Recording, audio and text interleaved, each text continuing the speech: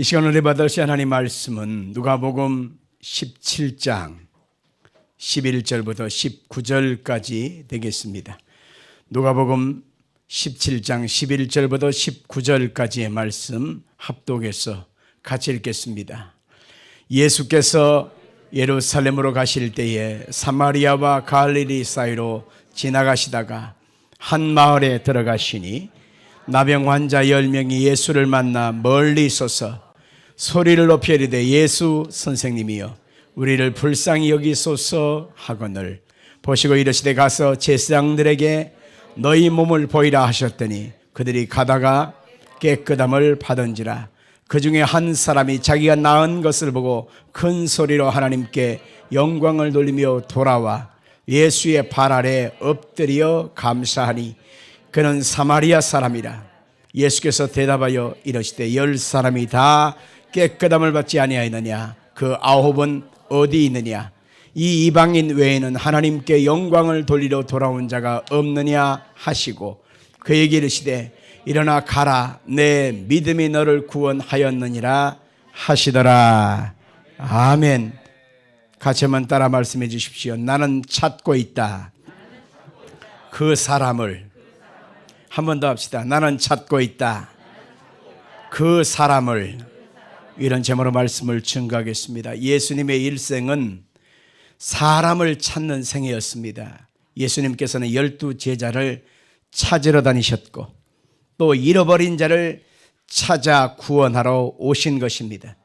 예수님께서 삭개오의 가정에 오셔서 삭개오의 그 믿음의 고백을 보시고 인자는 잃어버린 자를 찾아 구원하려 하심이라 하신 내용을 말씀하신 것입니다. 오늘도 주님은 사람을 찾고 있습니다.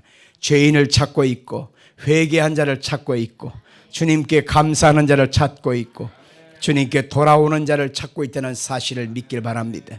신령과 진정으로 예배하는 자를 찾고 있다는 사실을 믿으시기를 예수님으로 축원합니다.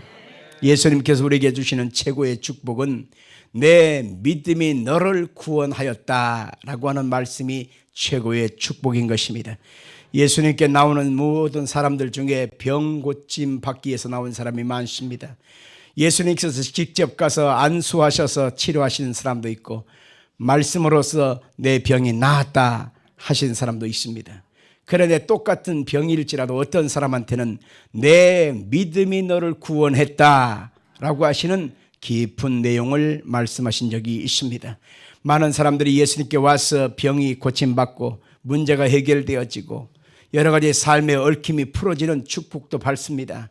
그러나 그 중에서 가장 큰 축복은 바로 내 믿음이 구원하였다라고 하는 영혼의 구원을 선포하시는 말씀이 가장 귀하고 큰 내용인 것입니다.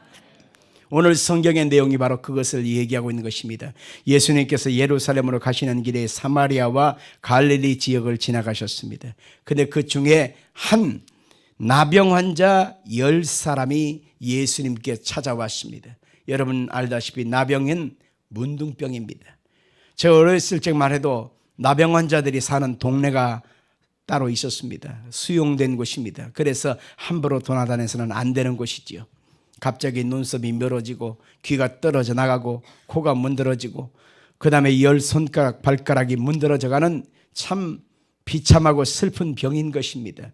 그래서 이 나병은 전염병이기 때문에 함께 살 수가 없어서 그 병에 들린 사람들만 따로 수용돼서 사는 모습들을 보았습니다. 요즘은 나병 환자를 잘 찾아볼 수가 없었을 것이기 때문에 실감이 덜 납니다만은 그들은 가족들에게서 버림을 당한 사람입니다. 함께 살 수가 없어서 그들은 쫓겨난 사람입니다. 세상에서 사회에서 격리된 사람들이고 밝은 빛에서 어둠으로 내어진 그런 사람입니다. 그렇기 때문에 가장 슬픈 운명을 갖고 있던 그들이었는데 예수님이 가까이 오신다고 하는 얘기를 그들이 들은 것입니다. 예수님은 어떤 병에 걸렸든지 낫게 하신다. 예수님은 살리신다. 그러자 그들의 마음에 희망을 품고 예수님께 가까이 왔습니다. 그러면서 예수님 우리를 불쌍히 여기소서 하고 간절히 예수님을 찾았습니다. 그런데 예수님께서 그들에게 안수하셔서 고쳤다 라든지 아니면 손을 잡고 그들의 병을 고쳤다든지 이런 내용이 없습니다. 왜냐하면 전염병 걸린 사람을 만지면 부정하다고 하는 사회적 통념이 있기 때문에 예수님도 그것을 알고 계셨던 것입니다. 그런데 예수님께서 직접 깨끗하게 되었다라고 말하지 않고 예수님이 하신 말씀은 가서 제사장한테 네 몸을 보이라, 그렇게 말씀하신 것을 우리가 생각해 봐야 합니다. 그것은 바로 이 병이 사회적인 통념에 한계되어져 있는 병이기 때문에 세상 사람이 저 사람이 문둥병자, 나병 환자인 것을 다 알고 있습니다. 그러니까 공개적으로 고쳐야 될 상황입니다. 그런데 성경에 보니까 나병 환자가 깨끗이 낫다라고 선언해 줄 수 있는 사람이 누구냐면 제사장이었습니다. 그래서 제사장한테 네 몸을 보이라 한 것은 제사장이 네 몸을 깨끗게 된 것을 선포해 줘야 된다라고 하는 것을 예수님도 인정하신 것입니다. 그래서 그들이 예수의 말씀을 믿고 길을 가다가 깨끗함을 얻게 된 것입니다. 할렐루야. 예수님 말씀은 죽은 자도 살리고 그리고 어떤 질병에 걸렸던 간에 고침을 받게 하시는 기적을 이룬다는 사실을 믿으시길 바라요. 오늘 자리에 예수님이 고치시고 살리신다는 사실도 믿기를 바랍니다. 근데 가다가다 깨끗함을 입은 다음부터 일이 생긴 것입니다. 그 10명의 사람이 예수님의 은혜를 입어서 치료함 받은 것 순간에 그들이 각자 생각하고 있던 인생의 꿈과 나름대로 목표와 하고 싶었던 그 욕망이 끌어올린 것입니다. 그래서 그들의 그 욕망이 그들의 발걸음을 옮기게 되었습니다. 그래서 각자 나는 집으로 갈래, 사랑하는 애인을 만나러 갈래, 내가 하고 싶었던 꿈을 이루기 위해서 갈래 하고 다 흩어져 버렸습니다. 그런데 그중에 한 사람, 사마리아 사람이라고 하는 소외된 사람, 생각지도 않았던 그 사람만 아니다, 이건 예수님이 고친 거야, 나는 예수님의 은혜에 감사해야지. 그리고 예수님께 돌아왔습니다. 그랬더니만 예수님이 하신 말씀은 10사람이 다 깨끗함 받지 아니했느냐, 그런데 9사람은 어디 갔느냐 라고 말씀하시는 내용을 보면 예수님이 조금 서운하셨던 것입니다. 감사해야 될 사람이 감사하지 않고, 돌아와야 될 사람이 돌아오지 않고, 예수님을 찾아야 될 사람이 찾지 않고, 하나님 앞에 나와서 참으로 은총에 대한 고백을 해야 될 사람이 묵묵부답일 때 예수님도 서운해 하신다는 사실을 알 수 있습니다.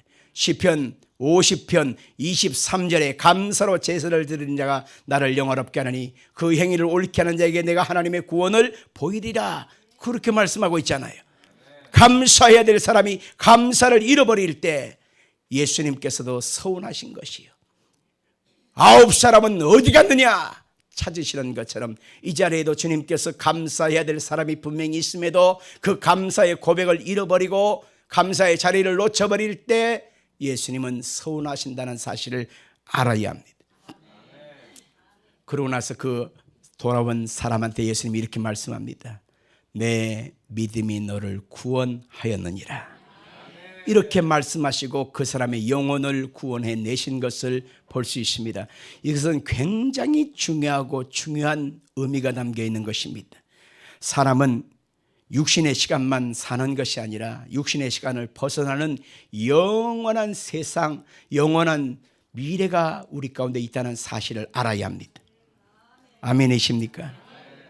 우리가 잠을 자고 나면 그 다음날 새로운 세상이 펼쳐지듯 육신의 잠을 우리가 자면 이제는 사망의 상태로 끝나는 것이 아닙니다. 육신에 있던 영이 벗어나서 영원한 천국에서 거하여 살든지 아니면 영원한 지옥의 불구덩이 속에서 살든지 두 가지 세상에서 사는 거예요. 그렇기 때문에 이 땅에서 병을 고침받고 부자가 되어지고 문제가 해결되어지고 행복하게 사는 것, 쾌락을 즐기고 사는 것, 그것보다도 중요한 것이 바로 뭐냐면 육신을 벗어난 다음의 세상, 영원한 세상에 대한 약속과 축복을 받는 것입니다. 오늘 이 본문의 사마리아 사람은 육신의 질병 나병에서 고침받는 것으로 끝나지 아니하고 영원까지 구원받은 그러한 따답을 축복을 받은 것입니다. 여러분들, 예수님께서 영혼에 대한 깊이와 의미를 두신 내용이 어디 있는 줄 아십니까? 이렇게 말씀하셨습니다. 너희 두 눈 중에서 한 눈이 너를 범죄케 했다. 그러면 어떻게 하라고 했어요? 빼버려라.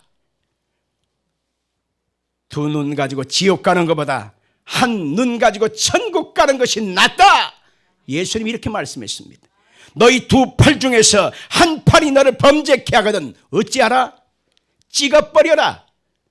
두 팔 가지고 지옥 가는 것보다 한 팔 가지고 천국 가는 것이 낫다라고 하는 얘기입니다. 사랑하는 성도 여러분, 무게가 어디 있는 줄 알아요? 구원받는 것에 있습니다. 하나님 앞에 영원한 생명을 얻는 것에 있다는 사실을 꼭 기억하길 바랍니다. 남들보다 우리가 대단한 부자가 못 될다 할지라도 예수가 있다면 영생이 있습니다. 남들보다 더 건강하지 못한다 할지라도 예수가 있으면 그 사람은 영원한 하나님의 자녀로 살 수가 있습니다. 남들보다 큰 집에 살지 못한다 할지라도 탄식하지 마십시오. 왜냐하면 하나님께서 우리 가운데 손으로 짓지 아니한 주님께서 직접 지으신 새하늘과 새 땅에 우리가 영원히 거하여 살 것을 여러분 마음에 믿으시길 바라요. 그러니 우리는 보통 사람이 아닌 것입니다. 이 사마리아 한 사람, 이 사람이 감사하고 돌아오는 순간에 주님께서 그 사람에게 영원한 약속, 구원을 허락하시면서 오늘 주님께서 말씀하고 있는 것입니다. 오늘 추수감사절 예배를 드리면서 주님께서는 그 구원을 주실 자를 찾고 있다는 사실을 알아야 합니다. 아멘 하실까요?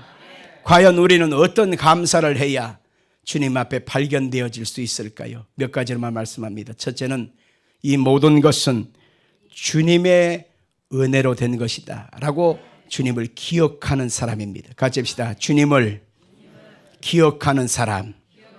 아멘 합시다. 내가 지금까지 걸어왔던 모든 순간 분초는 주님의 은혜로다 라고 하는 사실을 기억하는 사람, 그 사람이 바로 주님 앞에 감사의 고백을 하는 것입니다. 내가 지금까지 지켜왔던 모든 순간 분초 이것은 나의 힘과 노력이 아니라 하나님의 은혜로 된 것입니다. 하나님이 나를 살려주셨습니다. 나를 구원하셨습니다. 나에게 은총 주신 것입니다. 하나님의 작품입니다. 하나님의 일하심의 결과입니다. 나는 하나님의 은혜로 삽니다. 매 순간마다 하나님의 역사하심을 기억하는 사람, 그 사람이 하나님께 진짜 감사하는 사람입니다. 두 번째 하나님이 찾는 사람은 누구냐면 바로 주님께로 돌아오는 사람입니다. 같이 말씀해 주십시오. 주님께로 돌아오는 사람. 아멘 합시다. 어떤 사람들은 생각합니다. 아이고 꼭 굳이 그 행동으로 해야 돼? 마음만 있으면 됐지. 이렇게 말하는데 그건 뭔가 좀 잘못된 사람입니다. 잘못 생각하는 것이에요. 마음속에 정말로 사랑한다면 그것은 행동으로 고백돼야 되고 행동으로 표현되어져야 합니다. 아멘 할까요? 주님께서는 팔복 중에 목마른 자에게 냉수 한 그릇이라도 대접하는 자에게서는 하늘에서 결단코 그 상을 잃지 아니하리라, 그렇게 말하고 있습니다. 이번 성지순례 과정에서 얼마나 더운지 긴팔 갖고 와서 하나도 못 입고 그냥 걷어붙이고 다니면서 다녔습니다만은 그 메마른 사막길 속에서 목마름이 얼마나 심한지 모릅니다. 그런데 나의 소중한 물 한 방울을 그 사람에게 대접하는 거예요. 그럴 때 그 사람을 물을 대접하는 순간을 넘어서 뭘 대접하는 거냐? 그 사람에게 내 생명을 나눠주는 것입니다. 그 나라의 상황과 빗대서 한번 생각해 보면 이해가 되더라고. 우리는 물 한 병, 물 한 컵 대접하는 거 뭐 대단한가? 아니에요. 내가 지금 죽게 되어진 상황에서 내가 먹어야 될, 마셔야 될 그 물을 남한테 나눠주는 것, 그것은 나의 생명을 나눠주는 거예요. 동의하시면 아멘 하십시오. 그러니 결단코 하늘에서 그 상을 잃지 아니하리라는 그 말씀인 것입니다. 마찬가지입니다. 정말 우리가 사랑한다면 사랑하는 사람은 행동에 반드시 옮기게 되어 있습니다. 남들처럼 엄청나고 어마어마한 것 그게 아닙니다. 내가 할 수 있는 것 작은 것 부족하지만 그것을 나눌 수 있는 것이 바로 사랑함의 증표인 것입니다. 예수님도 마찬가지입니다. 지금 예수님께 감사하는 것 말로만 감사할 수 있어요. 그러나 그 감사는 행동 속에 표현되어지고 증명되어져야만 하는 것입니다. 오늘 9사람이 다 깨끗함을 받았습니다. 그런데 그 9사람은 각자 원하는 곳으로 가버렸습니다. 그런데 성경에 그게 나와요. 가버렸다. 자기들이 원하는 것으로 가버린다. 그게 어디 나면 이사야 53장 6절에 보니까 각기 제 길로 갔거늘 이렇게 말하고 있습니다. 사람은 자기의 욕구가 채워지고 자기의 욕망이 채워지고 자기의 소원이 이루어지면 더 이상 고달플 게 없거든요. 궁하지 않아요. 그러니 등을 딱 돌리고 손바닥 뒤집기 하고 가버리는 것, 이게 바로 사람의 심리입니다. 그런데 오늘 사마리아 사람, 이 사람은 기대도 하지 않은 사람입니다. 근데 이 사람은 예수님의 은혜 입은 것을 감사하여 예수님께 돌아왔다. 아멘 하십시다. 돌아오는 것은 예배가 회복됐다, 기도가 회복됐다, 헌신이 회복됐다, 봉사가 회복됐다, 충성이 회복되었다, 말씀대로 살아간다, 이것을 의미하는 것입니다. 우리 하나님 앞에 헌신의 고백이 돌아와 주님 앞에 인정받기를 예수님으로 축원합니다. 셋째로 우리가 진짜로 하나님께 발견되어질 감사는 바로 무엇이냐면 주님께 무릎을 꿇고 엎드리는 것입니다. 오늘 성경의 본문에, 이 본문에 사마리아 사람은 이렇게 말하고 있습니다. 예수님께 뭐라고 말하냐면 이렇게 말합니다. 16절 예수의 발 아래 엎드려 감사하니 그는 사마리아 사람이라. 발 아래 엎드려 감사했다. 이 표현을 생각해 보면 두 가지 의미가 있는데 하나는 항복했다라고 하는 뜻입니다. 같이 합시다. 항복합니다. 무릎을 꿇고 엎드렸다. 그것은요 아무나 하는 것이 아닙니다. 항복하는 자의 자세인 것입니다. 당신은 나의 왕입니다. 나는 당신의 백성입니다. 나는 당신을 섬기겠습니다. 당신이 나에게 명령하소서. 나는 그 명령대로 따르겠습니다. 죽으면 죽고 살면 살겠습니다. 라고 하는 것의 고백이 발 아래 엎드리는 것입니다. 또 하나, 발 아래 엎드렸다고 하는 것은 바로 당신은 나의 주인이요 나는 당신의 종입니다 라고 하는 것의 고백입니다. 같이 합시다. 당신은 나의 주인이요 나는 당신의 종입니다. 아멘 합시다. 팔레스타인 지역은요 메마른 사막이요 메마른 동네 황량합니다. 먼지가 말도 못하게 일어납니다. 그러니 밖에서 주인이 돌아오면 그 발등에 먼지가 포얗게 쌓이잖아요. 그러면 집에 들어오는 순간에 곧바로 들어오지 않고 입구에서 의자에 딱 앉습니다. 그러면 종은 얼른 가서 물동이를 갖다가 딱 내놓고 세숫대야를 내놓고 주인의 발을 깨끗이 먼지를 닦아 드립니다. 그때 어떻게 하느냐? 종은 무릎을 꿇고 주인의 발을 깨끗이 닦아 드립니다. 그러고 나서 마른 수건으로 다 물기를 닦아낸 다음에 향유를 부어서 발을 깨끗이 향기 나게끔 냄새 나지 않게끔 깨끗하게 해드린 다음에 새 신을 신고 그리고 집 안으로 들어가는 관례가 있습니다. 종이 주인의 발을 깨끗이 닦듯이 예수님도 성찬식을 통해서 깨끗이 세족식을 시킴으로 인자는 섬김을 받으러 온 것이 아니라 섬기려 하고 오히려 자기 목숨을 대속물로 주려 함이라고 예수님 말씀한 것을 기억합니다. 여기서 발 아래 엎드린 그 사마리아 사람의 모습처럼 예수님은 나의 주인입니다. 나는 당신의 종입니다. 말씀하소서 시킨 대로 하겠습니다 라고 하는 절대적인 고백을 알 수가 있는 것입니다. 여러분, 우리는 주님 앞에서 나의 능력과 힘과 예수님의 공로로 구원받은 것이 아닙니다. 예수님의 십자가의 대속의 은혜로 거저받은 하나님의 사랑입니다.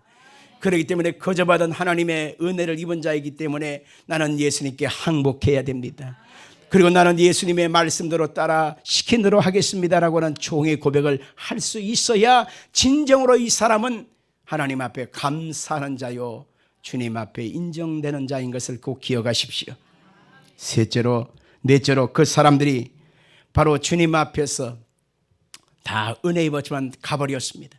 그러나 사마리아 사람만 돌아왔는데 이 사람의 감사는 어디서 볼 수 있느냐 하면 다 그렇게 살지라도 나는 주님 뜻대로 살겠습니다. 다 그렇게 살지라도 나는 그렇게 살지 않겠습니다 라고 하는 고백을 통해서 할 수 있습니다. 가집시다. 다 그렇게 살지라도 나는 그렇게 살지 않겠습니다. 아멘 합시다. 이 간단한 고백이 얼마나 중요한지 모릅니다. 여러분들 10명의 문둥 나병 환자들이 집단 생활을 할 때 그들은 하나의 공동체, 혼연일체되어지는 하나의 공동체가 되었습니다. 있으면 같이 먹고 없으면 같이 굶는 거예요. 같은 자리에서 그들은 같이 잠을 자고 같이 숨을 쉬고 살아갑니다. 그들은 같이 살아요. 왜? 버림받은 자들입니다. 누구도 그들을 인정해 주지 않습니다. 그들끼리만 사는 거예요. 그게 혼연일체된 하나된 공동체입니다. 같이 먹고 같이 자고 같이 숨을 쉬고 같이 길을 가는 거예요. 뗄래야 뗄 수 없는 그들은 같은 목적과 생각사에 하나된 모임이었습니다. 그런데 그들이 고침을 받고 나서 그 모임이 깨지게 되었습니다. 깨끗함을 입고 난 다음에 이야 진짜 깨끗해졌네, 나았네 하는 순간에 자기들은 이제는 같이 있기를 거부합니다. 그들 각자 원하는 곳으로 갔습니다. 자기가 원하는 목표대로 가버렸습니다. 자기가 원하는 내킴대로 가버렸습니다. 그러자 사마리아 사람은 가던 발걸음을 멈추고 나서 아니지, 너희들이 지금 가고자 하는 그곳으로 나는 갈 수가 없다. 나는 예수님께로 돌아가야 되겠다. 나는 예수님께 감사해야 되겠다. 예수님을 찾아야 되겠다 라고 하는 그런 마음의 결심과 고백을 가지고 예수님께 돌아온 것을 보게 되는 것입니다. 다 그렇게 가버릴지라도, 다 그렇게 살지라도 나는 그렇게 살지 않겠습니다. 이게 바로 믿음의 사람입니다. 이게 바로 신앙이 들어간 사람입니다. 이게 바로 하나님의 사람입니다. 저는 성지순례하는 이번 과정에 엄청난 은혜를 입었습니다.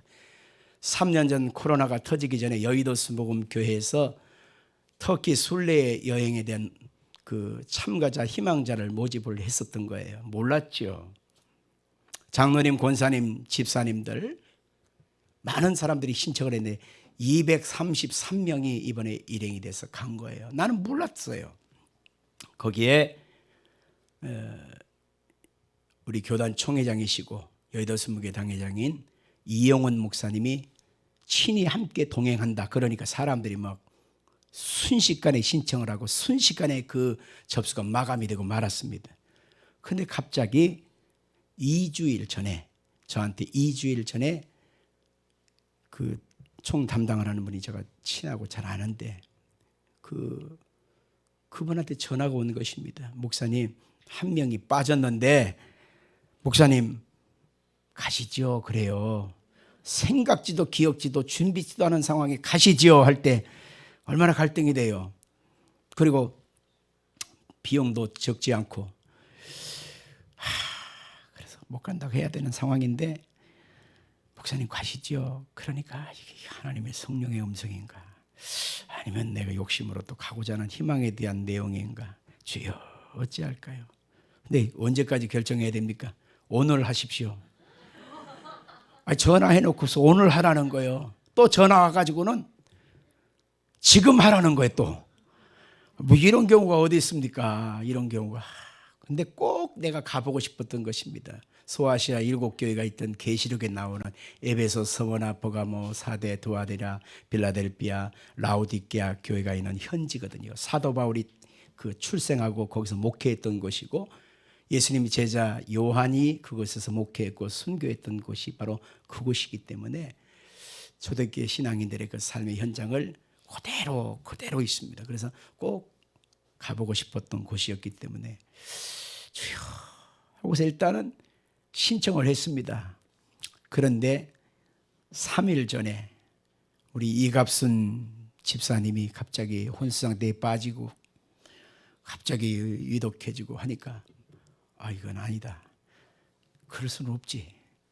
그래 취소를 하겠다고 전화를 하니까 더 이상 취소가 안 됩니다. 취소가 안 되고 목사님 꼭 가셨으면 좋겠어요. 그래가지고 매일마다 그냥 하나님 이갑순 집사에게 힘을 주옵소서. 우리 집사님 힘을 주옵소서. 힘을 주옵소서. 하나님 내가 없을 때 돌아가시면 안 되지 않습니까? 하나님 붙잡아 주옵소서. 그렇게 이제 기도를 하면서 다녔는데 어디를 갔느냐면 가파도키아라고 하는 곳을 갔습니다. 언제면 화면에 지나가면 그 풍화작용에 의하여 바위들이 막 버섯처럼 이렇게 생긴 그런 곳인데 광야의 끝털이 아주 구석에 있습니다. 그래서 그 곳 속에 믿음의 사람들이 신앙이라고 하는 한 가지 이유 때문에 그 속에서 사는 거예요. 거기에 지하 동굴 도시가 있는데 30만 명이 그곳에 살았대요. 위로 거미줄처럼 그냥 완전히 그 속에서 땅굴 파고 70m, 80m, 100m를 내려가서 거기서 사는 것이. 어떻게 숨이 실었나 공기구멍이 어떻게 하나 보니까 위에서 아래까지 우물을 뚫어가지고 그 우물 구멍과 함께 산소가 공급되게 했다는 것입니다. 얼마나 굽이굽이 좁은지 조금만 제가 살이 찌면 못 들어갑니다. 여기도 못 들어갈 뿐이 서너 명은 되는데 못 들어가. 키가 커도 못 들어가. 저도 허리를 90도로 굽히고 그냥 기역자로 꺾어서 들어가 처음부터 끝까지 기어서 들어가는 곳입니다. 기어서. 피아노 정도밖에 안 되는 쬐끄만 방에서 식구들이 사는 거예요. 평균 수명은 50세 이상 넘은 사람이 없고, 그리고 그곳에서 뭘 먹고 살았나 보니까 거기서 사람들이 인분을 놓으면 인분을 항아리에 담아다가 밤중에 줄을 매달려갖고 항아리를 우물 밖으로 빼내요. 그리고 그곳에서 사과밭을 일구는데 거기가 날씨가 기온차가 심하기 때문에 그 사과는 참 잘 된다고 합니다. 사과밭을 일궈서 사과를 먹고 살고, 또 팔아서 밀가루 사갖고 밀가루 떡을 만들어서 먹고 살고, 하루에 한 끼 정도 먹고 살고, 그리고 거기서 태어나서 살고 거기서 시집장가하고 애 낳고, 그러고서 50세 이전에 다 죽어요. 장례가 되면 그 사람들의 시신을 한 곳에 모아놨다가 밤중에 이렇게 묶어가지고 바깥으로 내달려서 돌무더기를 쌓아서 그리고 장례를 치르고, 그곳에서 예배 드리고 그곳에서 학교 다니고 그러고 살았어요. 무엇 때문에? 신앙 때문에, 예수 믿음 때문에. 왜냐? 그곳에 수많은 지역에 우상 숭배가 만연했습니다. 우상 아뎀이라든지 수많은 이방인들의 그 신들이 많이 있거든요. 그 신들에게 절하지 않고 그들에게 타협하지 않으면 먹고 살 수가 없습니다. 그들은 그렇게 살아갔습니다. 그러나 우리는 그렇게 살기를 원치 않습니다 해서 광야에 가서 굴 속에서 그렇게 산 거예요. 거기에서 예수님 제자 사도 빌립의 무덤은 황량하게 그지없습니다. 어떻게 죽었나 들으니까 살 껍데기, 사람의 인육의 껍데기를 벗겨서 죽였다고 그래요. 그래 순교했다고 합니다. 예수님 제자 바돌로메가 어떻게 죽었느냐 들으니까 로마의 그 군인들이 점령할 때는 커다란 솥에다가 스프를 끓이지 않습니까? 엄청나게 큰 그릇에다가 솥에다가 거기다가 기름을 잔뜩 붓는답니다. 기름을.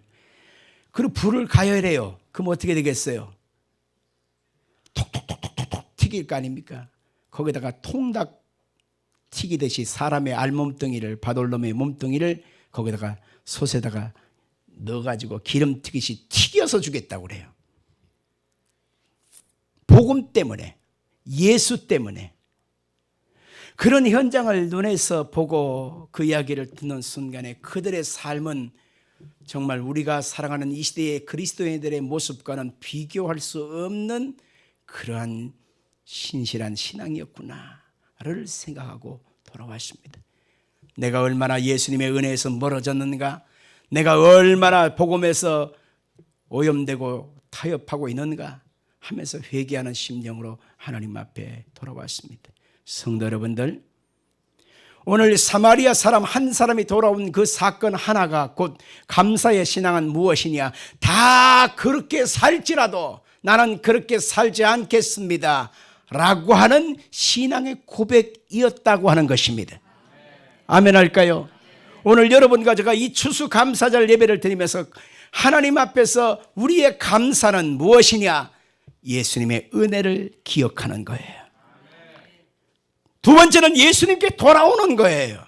세 번째는 예수님 앞에 엎드리는 거예요. 네 번째는 다 그렇게 산다 할지라도 나는 예수님 앞에 살겠습니다 라고 하는 신앙의 고백을 삶에서 고백하는 것입니다.